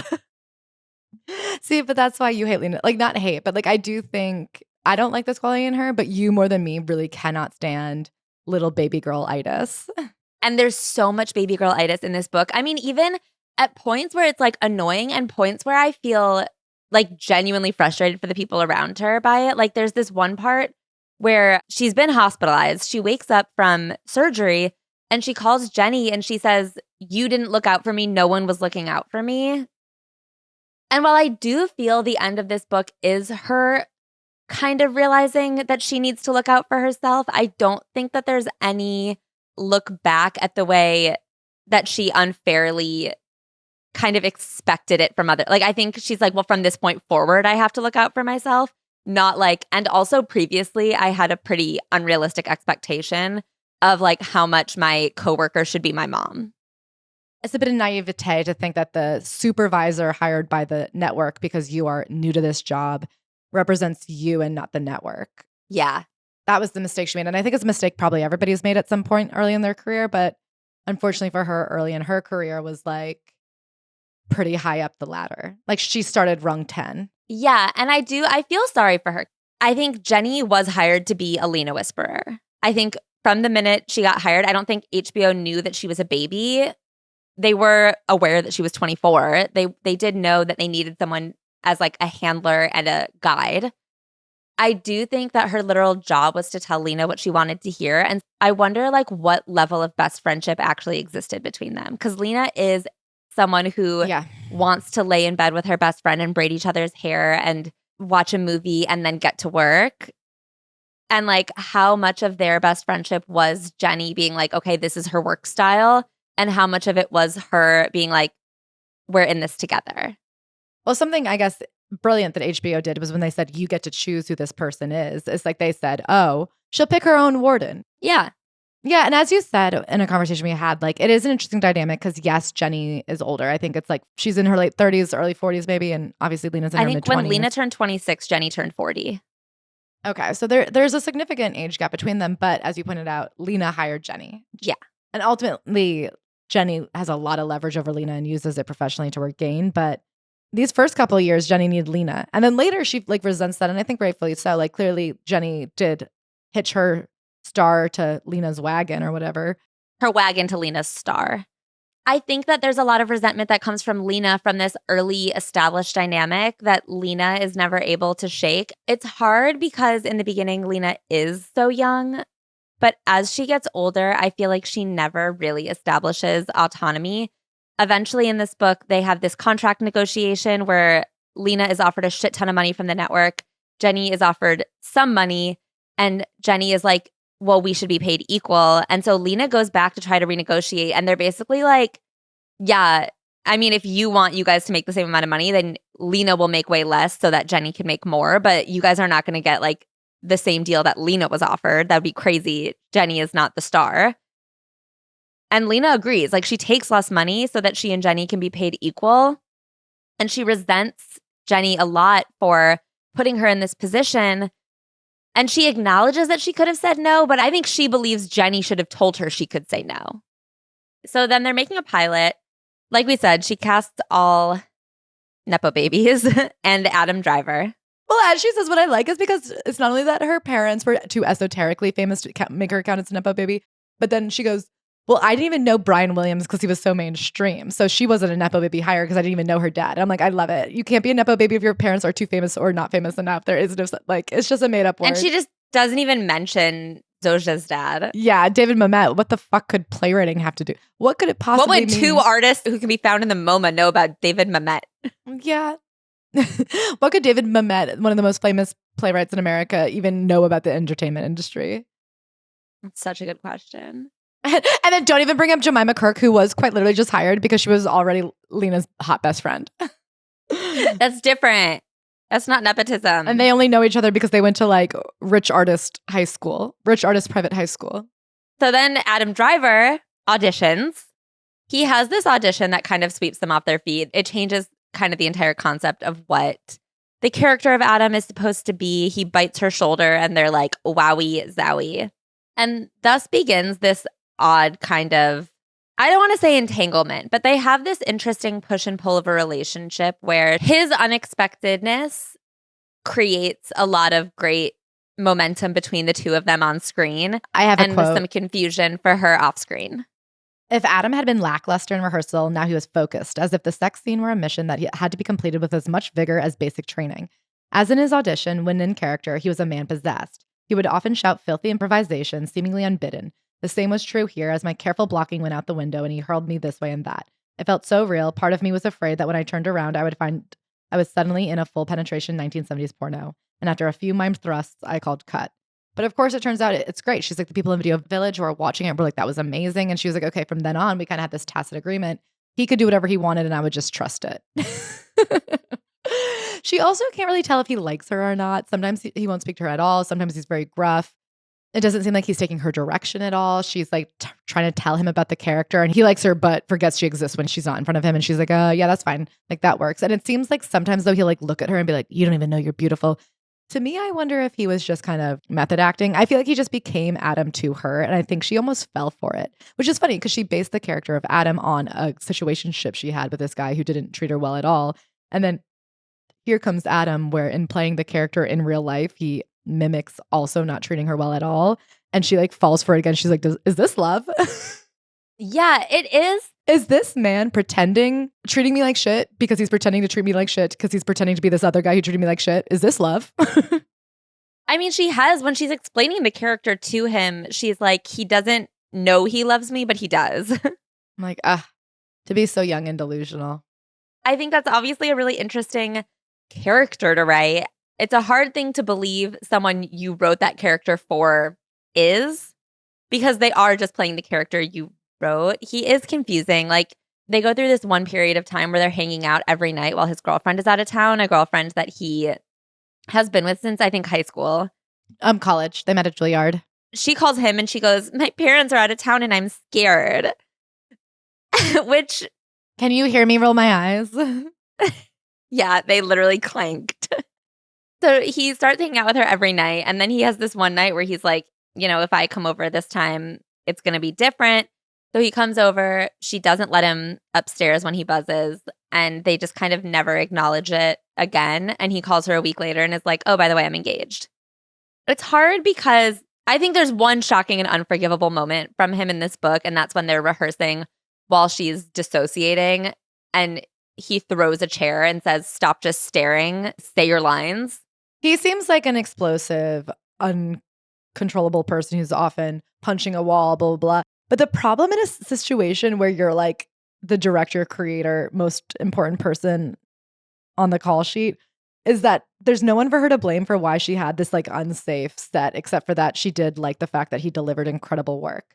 Do you know what I mean? Like, why are we letting men get away with this behavior? And it's like, I don't know, Lena, why did you? Her excuse when she's like, why didn't I do anything when he threw that chair at the wall during rehearsal? Well, I had never been beaten as a child. So, and I'm like, okay. I didn't really know about it. Did you actually know it's so dangerous to be raised in a loving household? Even though she does talk about a relationship that was physically dangerous or like physically bad before Girls. I'm watching Girls. It's amazing. Adam's amazing in it. It's so well written. It's such a good show. He could have been written out. His storyline, I feel, did end at a certain point, and they kept him in. Like the part where he's dating Jessa, that stuff was so preposterous. Justice for Amanda Batula. If you like it for Jessa, you must like it for her. Ultimately, I do feel that it's hard for her to sit here saying that he was difficult to work with when she is the boss. I mean, and it's tricky because she isn't even, I don't know what it is that she wants us to think here. Like, she very much is just like doing this postmortem gossipy storytelling. And I guess I'm too trad here, but I kind of feel bad for the wife. I was like, this is where I'm like, I don't know, Lena, are all these stories yours to tell? Of course, you could have talked about the relationship you had with Adam, but leaving that line in specifically to kind of suggest that he married his long-term girlfriend because you wouldn't have sex with him is really unnecessarily mean to a woman who presumably did nothing to you. Yeah. It's hard because, again, I don't think he should have been acting like that on set. I don't think you can throw a chair. But if you throw a chair at your boss and your boss says, but you're so good at your job, so that stays between us until my book. Yeah. I don't know. It's hard because she's telling this story now to, I feel, bring him down a peg now that he's a breakout movie star that everybody loves. When at the time that she was in control of his career and actually could have made a difference, if she felt that he is like a dangerous or erratic person, she did nothing. And that's one of my ultimate qualms with Lena Dunham is this like perpetual shrugs shoulders and curls up in the fetal position and like cries in her mom's lap when like she is ultimately a person who has had a lot of power in the industry. Yeah, and I think that's the Lizzo effect, right? You can't cry, I didn't know I had power. I was so young and successful. Yeah. I mean, when he showed up to the audition, an unknown man, and bit you, you can't be like, I can't believe that guy was kind of erratic and scary. It's like just specifically what you liked about him, that he was unexpected and erratic and physical, physically intimidating.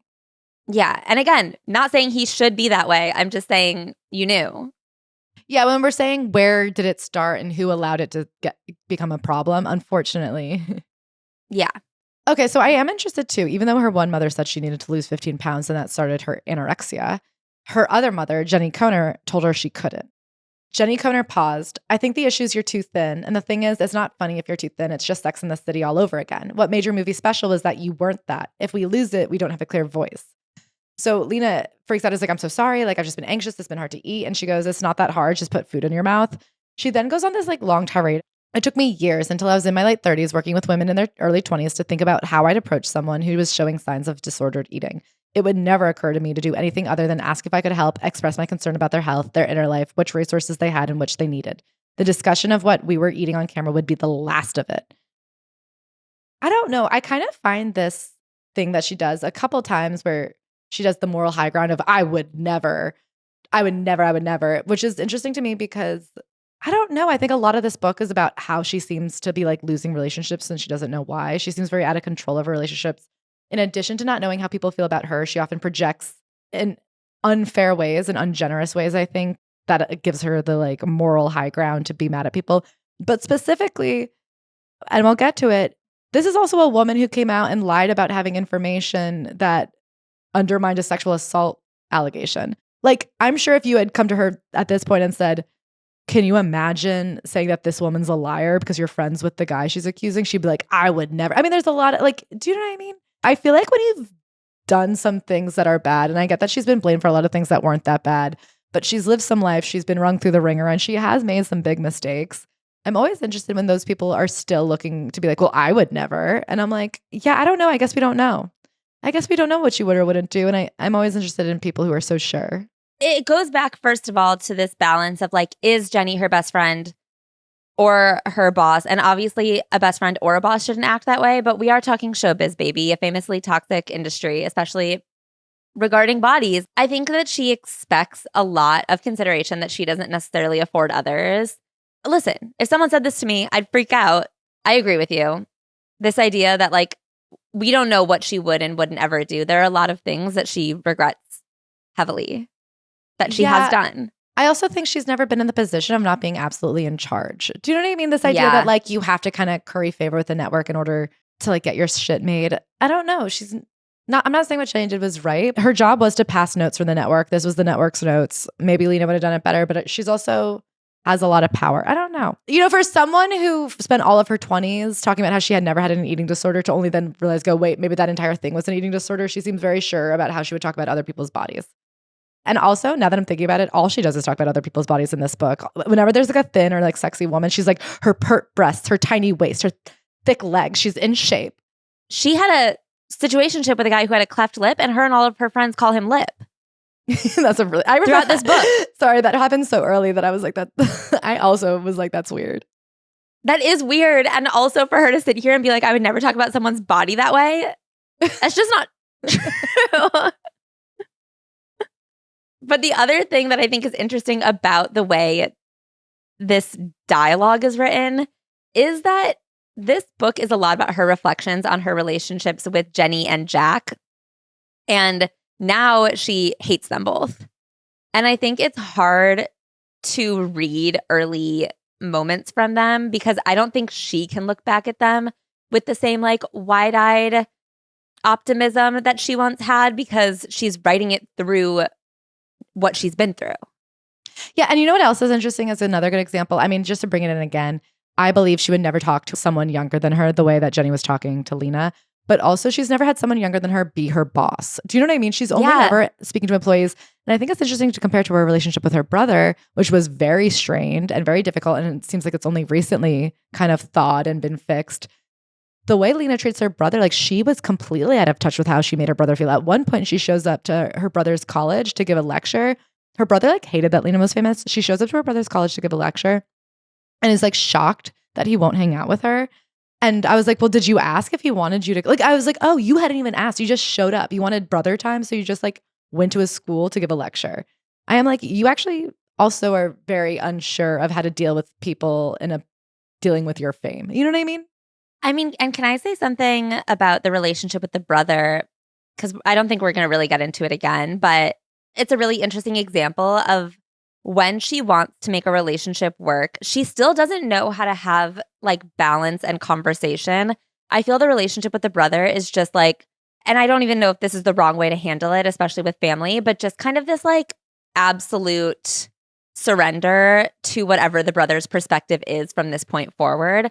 I think Lena's fame is really hard on the entire family. I think that Lena's brother had a really hard time with it, especially while coming out, especially like through all of these. I mean, especially the fact that one of the biggest Lena Dunham scandal is this accusation that she molested her brother as a baby. I'm sorry. If my brother wrote a memoir about me and then for the rest of my life I had Fox conservatives in my mentions saying you got molested, you got molested, you got molested by your sister, I would be like, I fucking hate you. Right. That being said, there are certain moments where I am like, the brother also made mistakes and also became an adult and still made mistakes. Do you know what I mean? Like when he ditched her book tour to hook up with somebody on the Great British Bake Off? Yes. And even more so to not show up for your sister's hysterectomy. I think that that's like hard. You know, Lena talks about having like a lot of friends come by, whatever. But I don't know. I think having like a major invasive surgery, like at a certain point, I can be like, I'm sorry for the way that my book caused you pain. But like there are also moments when like I think Lena has had to just put it all aside and surrender and be like, I was dead wrong. I'll be whoever you want me to be in order to maintain this relationship. And that's also not entirely fair, but it is a choice. It doesn't feel that there's ever any like middle ground finding in her relationships. It's either like she agrees to surrender to someone else or someone else is expected to surrender to her. This is my final thing I'll say about how she turns everyone into a character, because she is somebody who's been very hurt by that. She talks a lot about like how 6 years ago she paid for somebody's dinner as a favor and now they're like writing a blog about how much they hate her. And I think for somebody who's been through that and also like caused so much pain with their own writing about other people, the way she still is so quick to reduce people to stories. I'm sure she had her brother sign off on everything she said about him this time, but like, I don't know, like the way she'll be like, you know, at these conferences, there's always some anonymous Emily or Hannah taking this. And I'm like, they're not anonymous to themselves. I don't know. That's like a mean thing to say. I feel like the way she talks about all of her, everything has kind of like a meanness because she wants to be snarky and funny. And then I think the really interesting thing is the fact that she leaves Taylor Swift out altogether. Like she can do it. Yes. She understands what privacy is. So Girls comes out. It's extremely successful. The premiere night is, she says, the greatest night of her life. She slept on her parents' couch because she wanted to be as close to their room as humanly possible. Even the guest room in their house was too far away. She becomes very famous, and she has a really hard time dealing with the way that people expect things of her now that she's famous. She's like paying for drinks, paying for meals, paying for like funding people's projects. Can I say, I don't want to take this with a flippant tone because I think it's true. She's like suddenly overnight, everybody has something to ask me. And of course, the problem is the people who are most aggressive in asking for favors are the most insane people. So you're getting like a weird, you know what I mean? Like nobody normal is like accosting you for not going to their short film.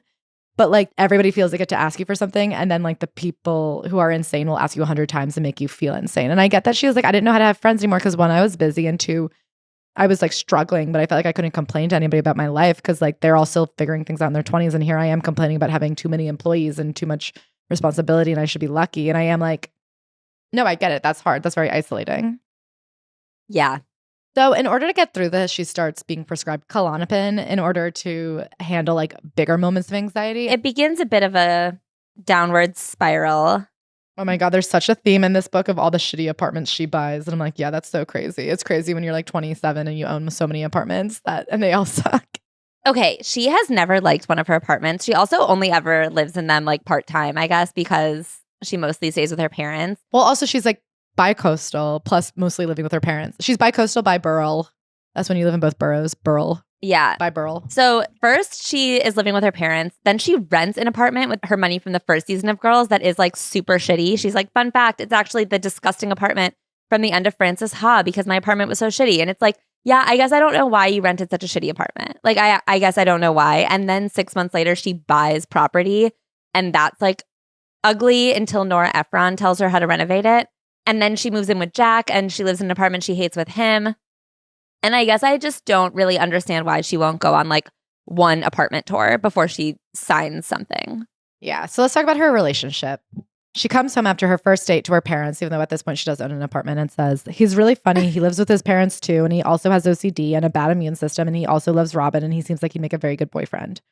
Oh God, my mother said, we can't handle two of you. And they are, it seems, similar. Yeah.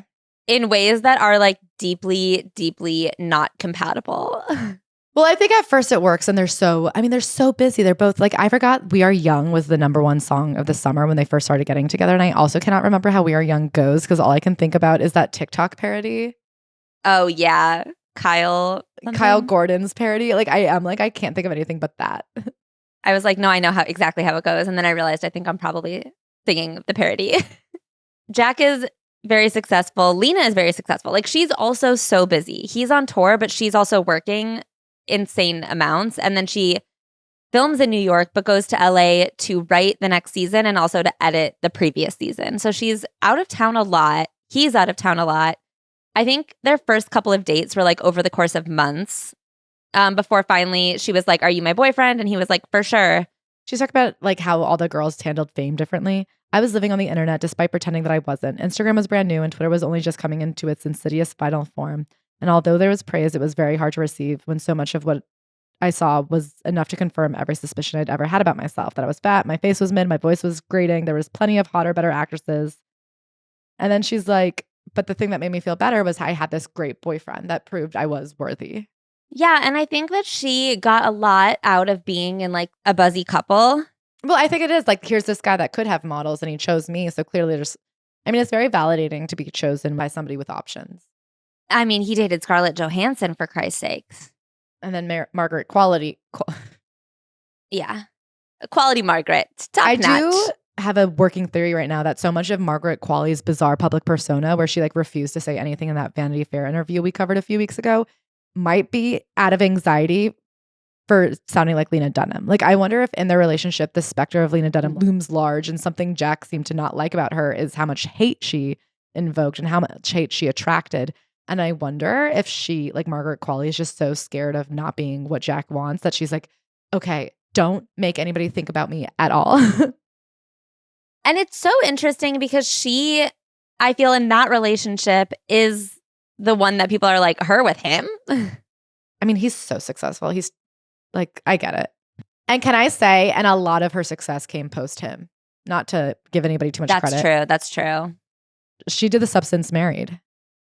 Yeah, but that Kenzo perfume commercial was before. Yeah, that only got her 2 weeks with Pete Davidson, though. I know, but forever on my mind. In early fame, the problem was crippling. The guilt of being the one who got the thing seemed to propel me into near eternal state of generosity. I felt deeply that if I didn't give away much of what I had, then I might never get to keep it. Somehow the idea of drawing a boundary seemed like bad karma. For starters, I'd been them once, and hadn't people been kind to me? And what if my name came up at a party and someone said, "Oh, I know her. She's a flake, a snob. She's ungenerous." I could handle a lot of accusations, but the idea that I did not give wasn't one of them. And of course, only the most unrealistic people ask you favors. You know what I mean? We know famous people. I don't ask them favors at all because I don't want to be annoying. And that's what normal people think. Yeah. And I also think that she feels so consumed by the negative. And I know she gets a lot of blowback. Like she does get a lot of hate. But I also think that she like lives so in fear of it that like when it's not something that she courted, like again, she says, sometimes I leaned into it because I wanted it on my terms. I think when there's someone that she, especially like an individual, she wants to be liked so much by every individual. I think she can take it a little bit more when it's coming from like the masses or some no face entity. But like, I think she specifically has such a hard time. I think a lot of people will sit here and go, I'm a people pleaser. I'm a people pleaser. And I think she will drive herself like into the depths of hell trying to please people. Mm-hmm. And then turn around and be like, throw batteries at my face for TV. Yeah. So her relationship with Jack, they were in not the same city a lot. And when they were, her health was declining pretty rapidly. After the second season of Girls, she was supposed to make this Scott Rudin film that she ended up having to back out of. And she was so stressed about how upset he was that she poked her own eardrum out, like while dissociating. She had a lot of other health problems. Season 3 is when she wrote a book also and like went on a book tour to promote that book and like had all these obligations. And, you know, we've talked to people who say like, you get this massive advance, but then you have to earn it back for them. And if you're not promoting it, then you're in trouble. And so she's putting herself through just like so much. And this is where I think you got really frustrated, especially by her not wanting to admit that it was ambition. Like, you don't have to be doing a book tour during your like couple weeks off from your very consuming job. When your body is constantly falling apart. And I think the thing that frustrated me is, so she has this moment with Jenny where Jenny kind of asks her not to do the book right now, or is like worried about what it means for the show. And Lena acts like this is jealousy. And I'm sure it was. I'm sure there was a part of it that was jealousy. But I think it's actually very reasonable that this woman whose whole job is like holding your hand and helping you write and making sure you're like not in the hospital and you're not upset. And her job is to deliver to the network. And you are somebody who's like worn down, sick, punctured her own eardrum. It makes sense to me that this woman would be like, wait, you're going to sell a book and do a book tour? When? Yeah. Yeah. Like, if you have extra energy, then like, why wouldn't you use it here? She gets the cover of Vogue and gets to do SNL in the same week. And she tells her parents and they're like, why would you want to do that? Which I'm like, God, what is like, come on, enough. Put your fucking snob nose down. Look her dead in the eyes. You guys are in New York City. You know about SNL. Yeah, you're a short man. You can get your nose out of the air. Anyway, the week before the Vogue shoot, I broke out in shingles and impetigo. For those who aren't familiar, it's a fungal rash that covered Amy Winehouse's face in some of the most famous paparazzi images of her downfall. And when she asked the doctor how this happened, he's like, your immune system is telling you something. So I'm like, I don't know. It's interesting that she simultaneously was like, they were working me to the death. They were working her to death, but then she was doing more. And she also had a lot of resentment about how much they expected of her at the network. And she's getting sicker and sicker. Something that I think is really interesting is her parents keep coming back to bail her out, which I understand is like very loving enough parents, but she's like always sleeping in their room, in their apartment. Like her dad is always coming to get her physically. At one point, she's really down and out and living in West Village, and he like brings her a coffee every morning at 7:30, and then her mom checks on her every night. And I was very like kind of perturbed by the amount of babying she gets from her adult parents who can see her succeed. But I also, again, wonder if this comes from like kind of a sickness in them. It's almost like a form of like, they like kind of like that she's baby because they don't like her success. Do you know what I mean? There's something very bizarre about they're really tight as a unit. They really kind of freak me out. I was wondering if part of Cyrus's kind of rejection of Lena, because Cyrus lives across the country for a lot of their life. And obviously, I think Lena was like a difficult sibling, especially becoming incredibly famous and writing about you. But I also wonder how much of it was just like a rejection and like a not wanting to fall into that same pattern that your parents are clearly very eager to continue to be like, I actually can't talk to any of you guys while I establish myself as an adult human elsewhere. Because Lena never did that. And she was into her 30s saying like, when I'm an adult, then I'll be able to figure this out. Mm-hmm. I mean, at one point, it's season 3 of Girls. And she's talking about like being in a bathrobe, dangling her feet over the director's chair, feeling like a child who was put in charge of a Fortune 500 company. And it's like, well, at this point, it's season 3. You're 27. Grow up. That's still very young, but now you've been doing it for some time. So she's getting sicker and sicker. Her relationship with Jack, I think, is getting more and more distant. It was an understatement to say that we hadn't been connecting. I was unable to have sex, unable to engage in playful banter and work, and Jenny seemed to be the only place I could invest in real time and care, the last little bit that I had to give. So then she has this surgery where instead of doing like the automatic, I guess there's like a robot surgery where they go in and they clear lesions when you have endometriosis. But she met a doctor who was like, no, I'm going to go in and do it manually, and found so many lesions that he was like, I actually don't know how you were standing. And she wakes up to Jack sobbing next to her bed saying, you know, I just didn't realize it was that bad. He says, I'm sorry. Sorry, I thought that he hadn't taken me more seriously, that the doctor's words had alerted him to the irrefutable truth of my pain and that he couldn't bear having ignored it. But what I hear now, 10 years later, is I'm so sorry you have to live with this, and I'm so sorry that I can't. And I think this is a really heartbreaking part about her chronic illness, because I think she has like a really bizarre relationship with her parents and an interesting expectation of care.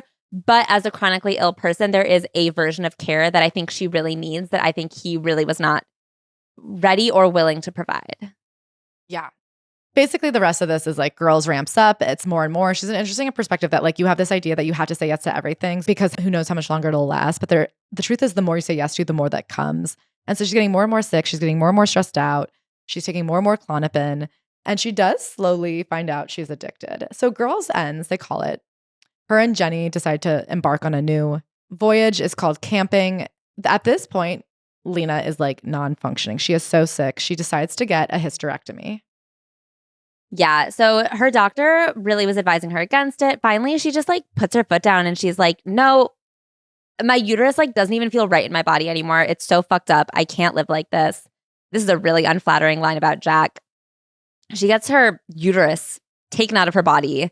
Jack shows up 2 hours later, sweeping into my hospital room with some bodega flowers. He was wearing hotel slippers and Bermuda shorts, a hoodie covered in patches. Sorry, the tour bus got stuck in a tunnel. I texted to see if you guys could wait. Yeah, That my is father said, crazy. looking like he was considering grievous bodily harm for the first time in his life. Surgery is like a train, not a tour bus. You either make it or you don't. I do think Jack had a hard time being a caretaker because he's also a baby who wanted to be taken care of. The problem is two babies can't date, but also a baby can't date an adult. So it's hard. And they both have this concept of like wanting to be nice. And so he can't break up with her. He can just like show up with bodega flowers and hotel slippers. And it's like actually the nicest thing to do would have been like not making her think she had a boyfriend who would show up for her full-blown hysterectomy. So here's where it gets weird. If you guys remember, and I do vividly remember this as being like such a bizarre thing, a woman named Aurora accused a writer of girls of assault. She accused him of rape when she was 17 years old. And he was 35, right? Yeah. So they put out a statement saying, while our first instinct is to listen to every woman's story, our insider knowledge of Murray's situation makes us confident that sadly this accusation is one of the 3% of assault cases that are misreported every year. Okay, so this happened in the days following her procedure. I think she claims it happens the day of her procedure. She claims she was like still on anesthesia when Jenny is very tricky because she says Jenny came to see her, but then also that it was finalized via text. And then also they post it while she was still like coming out of general anesthesia. And she never says what it is. You have to do the Googling because I forgot this happened, to be honest. Didn't. I knew it happened. I didn't know that that's what she was referring to here. Fair enough. I knew that that is something that had happened.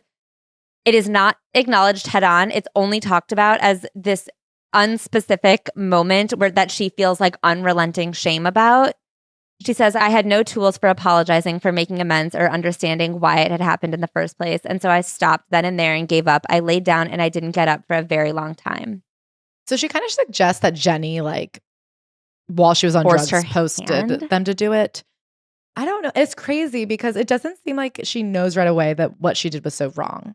Later, someone suggests to her that maybe you were trying to like self-sabotage your own life. You were like in such a bad place. She neither has an explainer nor does she take full. I think by saying like, oh, well, I was on drugs. Because I'm like, if the situation is true that you left your mom in the hoods. No, but if the situation is true that you got out of surgery and while still like coming off of general anesthesia, someone came to you and said, should we post this? And you went, yeah, sure. And then regretted it. I mean, you were just on laughing gas. I've been on laughing gas and like been completely out of touch with what was happening. I think that is like fully an excuse for them. The next day I guess a week or two later, you're like, wait, sorry, I was on drugs. I just realized what happened. No. It's so funny because when I was coming off laughing gas, we watched an episode of Summer House. And then the next day when we were talking about it on the Patreon, some of the things you said, I was like, wow, really? That's what Amanda said? And now imagine if it was my social media. So my point is, I just feel that is such a valid excuse that I am kind of like, if that's true, why not use it? But it seems like, I guess that's not really true. It seems like they had been figuring out a statement to put out together, but she was on drugs when they finally hit send. And then I guess she like stood by it for a while. I saw in 2018, in November 2018, she like apologizes to Aurora, which I think is 1 year later. But I don't know. It's like, it is just like kind of an unforgivable thing she did to a woman. And on behalf of what? A fucking comedy writer? I mean, the statement itself was pretty obscene. Listen, I know that she has apologized to Aurora. I think she has done work to make amends. But I think the way it's addressed in this book, really, if you aren't like hyper aware of the situation, it's pretty ridiculous because you know that this is something that like took her out for a while. Like, yeah, it's definitely used as a catalyst, as an emotional catalyst of like her drug addiction, and kind of like it's seen as both like a death of self that she did and a moment of self-sabotage when after her hysterectomy, when she like was just feeling so hated by the world and so down and out, like she kind of like killed any goodwill left by doing something genuinely fucked up. She says it's one of the first times when she went viral for something bad or when there was a scandal around her that even her close friends were like, hey, what are you doing here? You cannot do, like, You're making a huge mistake. We can't stand like there by are you. a lot of people that blew up every little thing she did into something ridiculous. This was something really bad. And she calls it then the big bad in this way that I feel makes light of it. Like, I think calling something the big bad, like that's what they did in Buffy the Vampire Slayer about fictional demons. You know what I mean? Yeah. And so then she like, it seems like she's just taking more and more drugs. She's like so out of it. This is when she moves to the West Village. She's barely working. She's barely functioning. Yeah. Her and Jack have officially broken up. She dates this like full-fledged drug addict that she knows from childhood who like moves in with her because he's homeless and has a problem with seizures, which are like him withdrawing from alcohol, even though he claims he's sober. But like, every time he's a seizure, it means it's like that's the first time he's been sober in a while. Yeah. They get engaged. Her parents find them an apartment upstairs from their own house. She hates it. It's an ugly apartment, she says. She's never lived in an apartment that she didn't think was ugly. They're still making this show Camping. It's not going great. I'd never heard of it. I had heard of it. It starred Jennifer Garner. Oh, wow, really? It's a shame that didn't work out. I think an important detail that is getting brought up a lot about this book is that she actually started her affair with Nick, the drug addict former childhood friend, before her and Jack officially broke up. I don't think it's ultimately that salacious, to be honest. Like, I think this idea that her and Jack hadn't had their official breakup yet, after her hysterectomy, when he showed up late, there wasn't even a question of who would take care of her. She went straight to her parents' house, and he didn't even stay at her parents' house with her. She was at her parents' house, and he was at their apartment. And then, like, maybe 6 weeks later, she started her affair with Nick, and a few weeks after that, her and Jack officially broke up. I think that if you have a major surgery and your partner is like, text me when you're back, you broke up. Yeah, and she's like, I never checked his phone. And then, of course, there's the whole Lord thing I'm sure you guys have probably read, which was all that comes out is that she did, in fact, DM the woman who made that PowerPoint because she was like, wait, what? Was he cheating on me? With Lord, who he had moved into her house, who called her Aunt Lena, which I'm like, come on, Lord. That's me. Lord. But, that's not nice. It's never a teenager's fault. It's never a teenager's fault. But I will say, if you're a teenager, don't call a woman in her 20s or even 30s aunt. Yeah. Especially not if you know you're having an affair with her boyfriend. Or like even want to. Yeah. Anyway, so she is working on this show and finally she realizes like how dependent on pills she is. Jenny is like, I think you need rehab. And her parents are like, what does Jenny know? She's just jealous. And like, that's true. But like she did need rehab. And I think this chapter is I think it's really heartfelt and well written. Like she goes through these phases in rehab of kind of having to acknowledge that she is a drug addict who is in rehab for drugs, not someone who just like circumstantially was like taking too many medicines. And then she like slowly comes back into real life, and it's harder obviously at first because she's feeling things for the first time, but at least she can feel her body. And then she tries to date guys that keep screwing her over. So she's like guy sober for a while. And then she gets the industry pilot to direct, and it kind of saves her life. She moves to London. She's happy for the first time. She accepts that she's like a chronically ill person. She gets this tattoo of the word sick on her neck, and her mom's like, why would you do that? Don't label yourself. And she's like, this is who I am.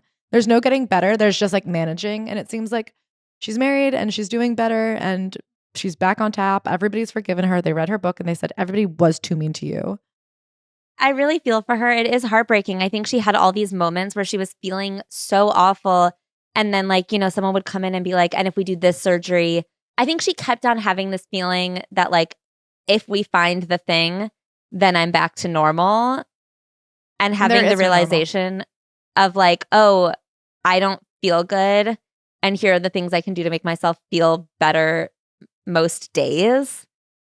It's hard. It's like really hard to come to terms with. And I really admire the work she's done. I think the way she talks about chronic illness is really interesting and helpful. And I think like I'm sure a lot of people feel seen and like appreciate what she's done. And God bless. I hope that guy that she met and they got married within 6 months. Like, I hope it works out. I want to read this one quote from Bruce Springsteen just to call back to CNBC because he had quite a banger of how to write a memoir. Sure. She talks to Bruce Springsteen, who was like at that point really good friends with Jack because she had made the intro.